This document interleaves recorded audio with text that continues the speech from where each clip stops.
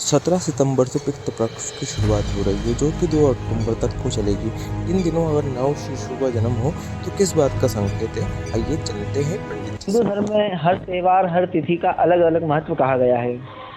जिस प्रकार कोई भी शुभ कार्य या मांगलिक कार्य करते हैं, उसमें ही अलग तिथि देखी जाती है, मुहूर्त देखा जाता है तथा अलग समय देखा जाता है। और दौरान कुछ समय पश्चात पंचांग के अनुसार श्राद्ध पक्ष का प्रारंभ हो रहा है, जो कि 17 सितंबर से 2 अक्टूबर तक रहेंगे।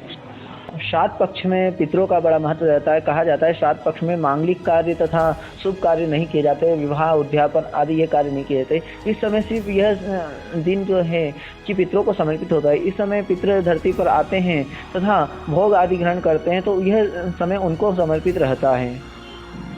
पितृपक्ष को श्राद्ध पक्ष भी कहते हैं। इन दिनों शुभ कार्य नहीं किए जाते हैं। अगर इन दिनों किसी के यहाँ पर नवजात शिशु का जन्म होता है तो यह शुभ रहेगा या अशुभ रहेगा, यह लोगों के मन में अनेक प्रकार से भ्रांति रहती है।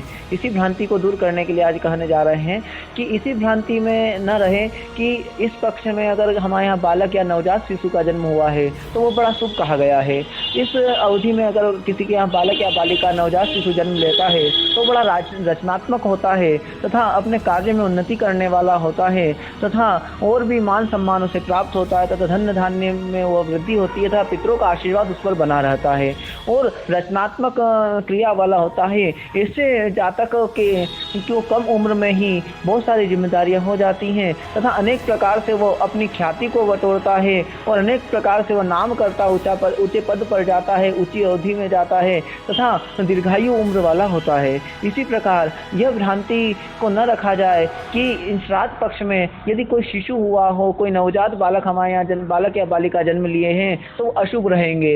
यहाँ पर सिर्फ मांगलिक कार्य आदि को अशुभ कहा गया है, परंतु कोई बालक या बालिका अपने घर में जन्म लेता है, नवजात शिशु जन्म लेता है तो वो बड़ा अत्यंत शुभ कहा गया है। इस श्राद्ध पक्ष में वह जन्म लेता है उसको यह मानना चाहिए कि हमारे पितरों